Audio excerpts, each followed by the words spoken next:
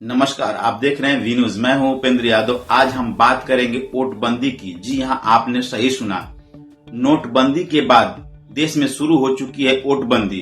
बिहार के आरा से आई एक खबर ने लोकतंत्र की जड़ों को हिला दिया है।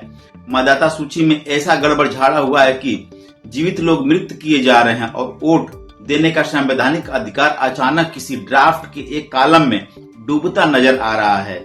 ये कहानी है मेरी टप्पो की। एक शिक्षिका, उम्र 74 साल, एक जमाने में बच्चों को पढ़ाया। आज वो सरकार से कह रही है मैं जिंदा हूँ, लेकिन मतदाता सूची कहती है आप मर चुकी हैं। एक ऐसी महिला जो आरा शहर में आधी सदी से रह रही है, जिसने वोट दिया, जिसने लोकतंत्र में यकीन रखा, आज उसी लोकतंत्र ने उन्हें मृत सूची में डाल दिया है। मैं जिंदा हूँ लेकिन सरकार मुझे मृत घोषित कर दिया है। अगर लिस्ट प्रकाशित नहीं होती तो हमें पता भी नहीं चलता। मेरी टप्पो अकेली नहीं है। उनके बेटे चंदन, क्लारेंस और अल्बर्ट, तीनों का नाम मतदाता सूची से स्थानांतरित यानी ट्रांसफर कर दिया गया है। वे कहीं नहीं गए, वे वहीं हैं, लेकिन मतदाता सूची उन्हें पहचानती नहीं है। देश में अगर आप सांस ले रहे हैं तो इसका कोई रिकॉर्ड नहीं, लेकिन अगर आप मर चुके हैं तो सरकार के पास उसका सबूत है, क्योंकि अब मृत्यु भी एक अनुमान पर आधारित हो गई है। क्लारेंस टप्पो जब बीएलओ से पूछते हैं कि उनकी मां को मृत कैसे घोषित किया गया, तो जवाब मिलता है उम्र देखकर हमने अंदाजा लगाया।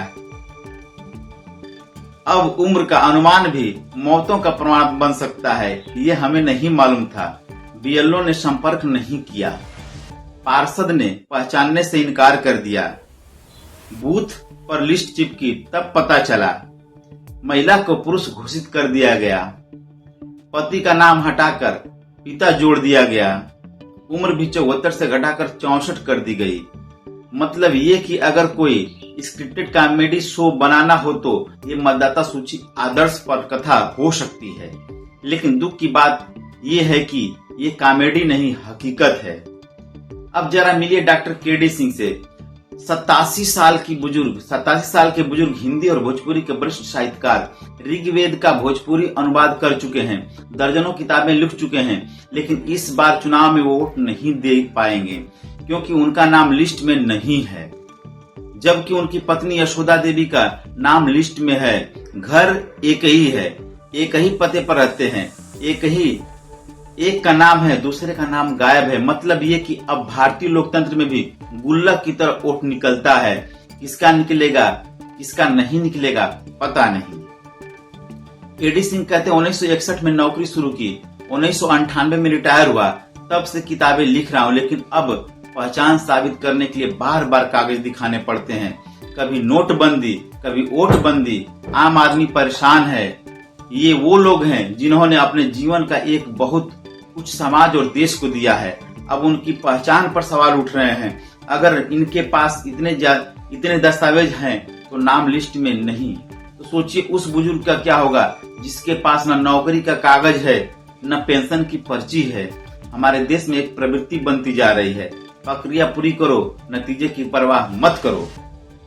बीएलओ घर नहीं आएगा, पहचान की पुष्टि नहीं की, पार्षद ने मुंह फेर लिया और सूची से नाम गायब।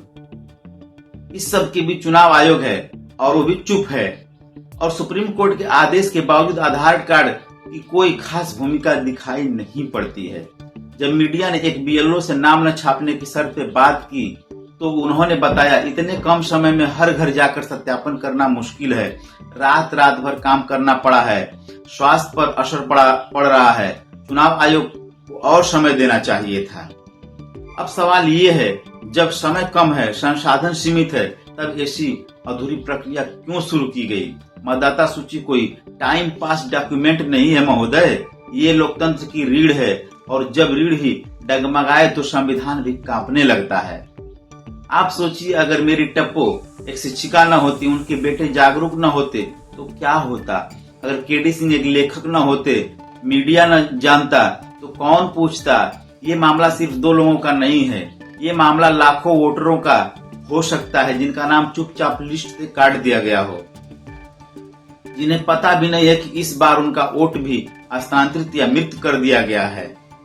हमारा संविधान कहता है हर नागरिक को वोट देने का अधिकार है, लेकिन जब बीएलओ पार्षद और तंत्र मिलकर उसे मृत घोषित कर दें तो लोकतंत्र किसके लिए बचता है? कौन बताएगा किसके लिए बचता है? वोट सिर्फ एक बटन दबाने का नाम नहीं है, ये पहचान है, ये अधिकार है, ये भरोसा है।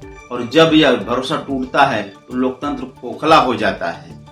आपको लग सकता है कि आपके पास आपके साथ नहीं हुआ, लेकिन अगली सूची में आप भी हो सकते हैं। संभव है अगली बार आपको भी कहा जाएगा कि आप मृत हैं, आप हस्तांतरित हैं और आप है ही नहीं। और तब आपको समझ आएगा ये सिर्फ खबर नहीं थी, ये चेतावनी थी। आप देख रहे हैं वी न्यूज। मैं हूं उपेंद्र यादव। नमस्कार, धन्यवाद।